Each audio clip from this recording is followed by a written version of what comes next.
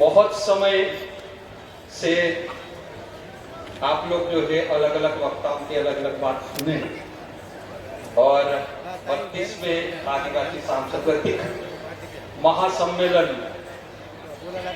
विशेष करके जिस तरह से वाहन दादा ने आदिवासी परंपरा संस्कृति और संस्कृति का जो नष्ट होने का जो सिलसिला चल रहा वो, और उसके बाद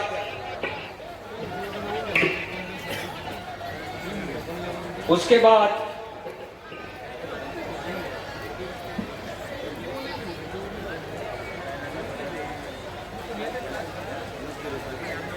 बाद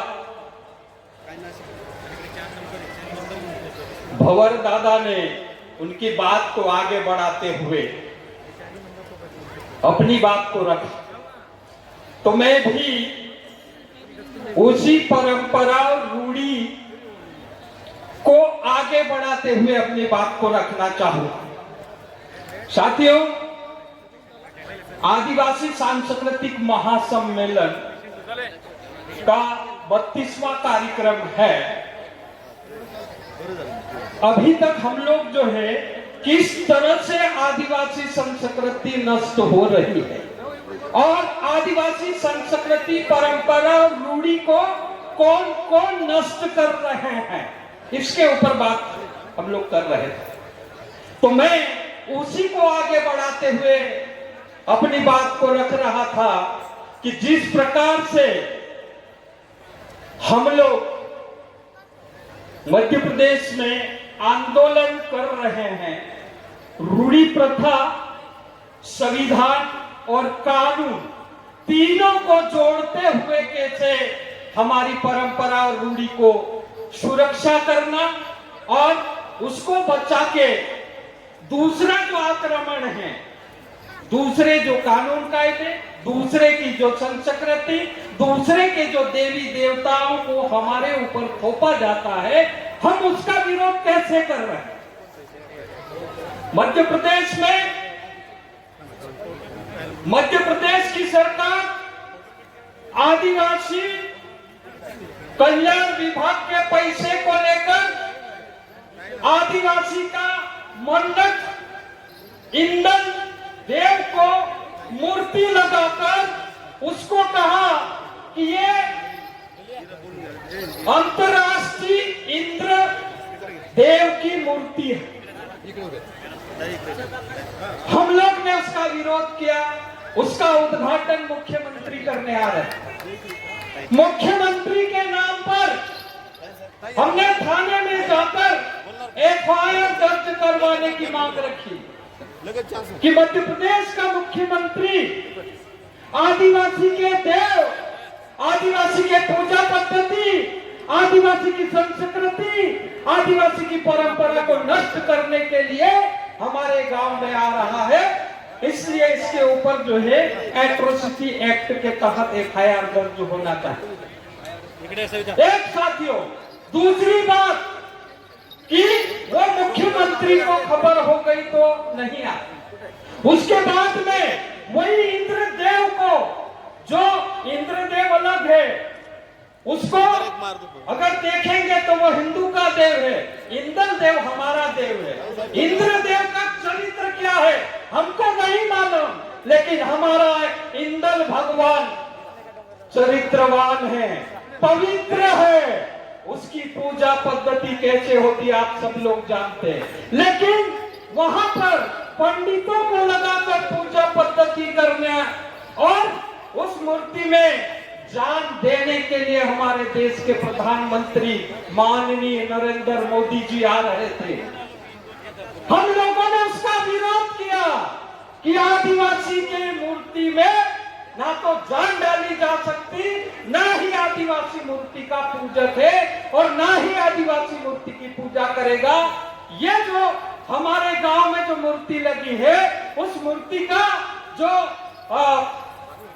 मूर्ति को जो है जान देने के लिए प्रधानमंत्री आ रहे हैं, मतलब संवैधानिक रूप से आदिवासी के अधिकारों का हनन कर रहे हैं और आदिवासियों की संस्कृति और परंपरा को नष्ट कर रहे हैं। इनको तुरंत रोका जाए और अगर ये ऐसा करते हैं तो संवैधानिक रूप से आदिवासी की परंपरा को नष्ट करना, आदिवासी को देव को जो है दूसरे देव या दूसरी जात या दूसरा धर्म अतिक्रमण करना, मतलब आदिवासी की आस्था को ठेस पहुंचाना है।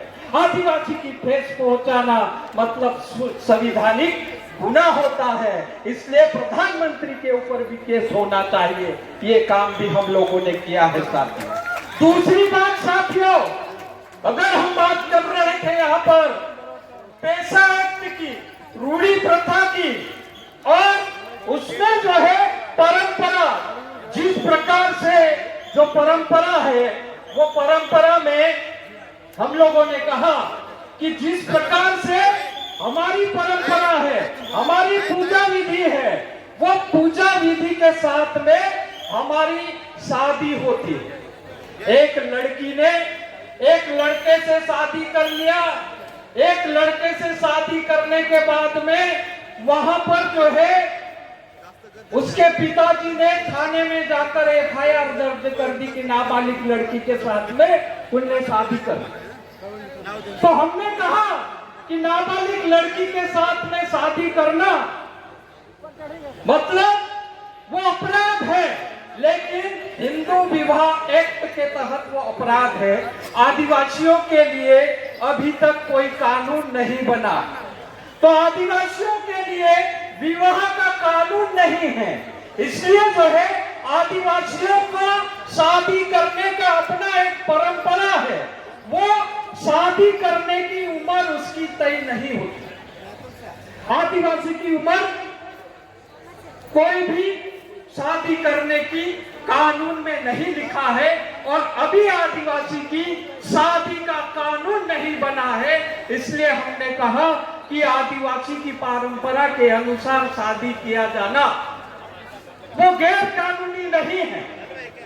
हमारी परंपरा के अनुसार हम कानून के तहत जो है शादी कर रहे हैं, क्योंकि भारत के संविधान में कानूनी रूप से जिस प्रकार से आदिवासियों को विवाद निपटाने का अधिकार है, आदिवासियों को वहां कानून में अपनी परंपरा के अनुसार शादी करने का अधिकार है, लेकिन वो शादी किया है और शादी के बाद में अगर वो लड़का लड़की को पसंद नहीं है तो वास्तव में दोनों जो है अलग अलग हो जाते हैं।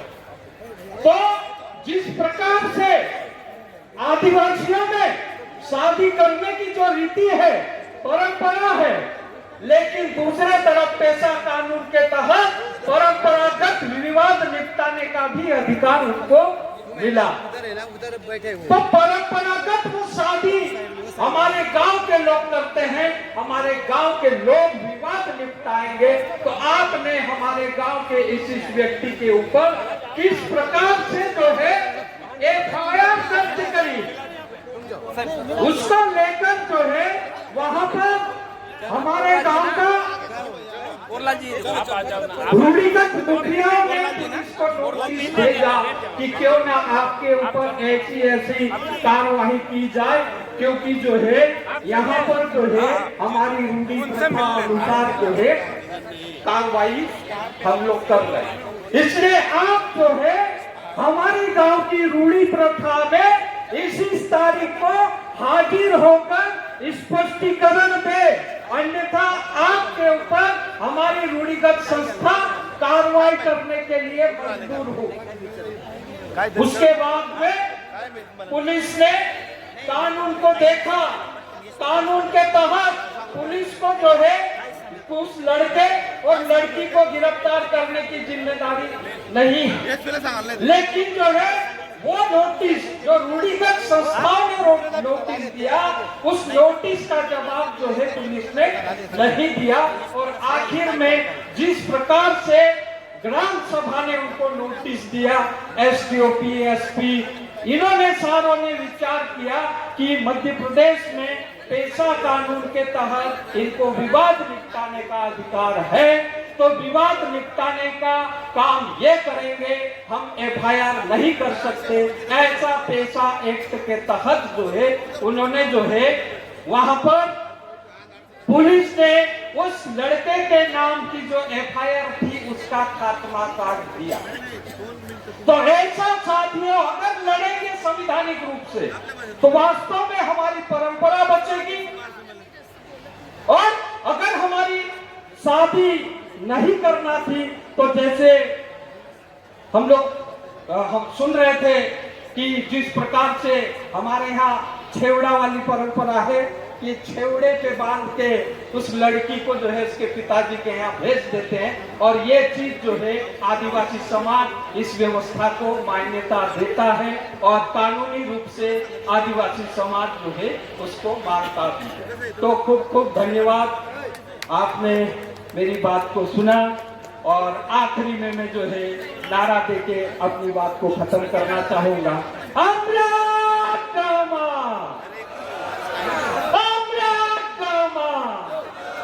ना लोकसभा ना राज्यसभा, ना लोकसभा ना राज्यसभा।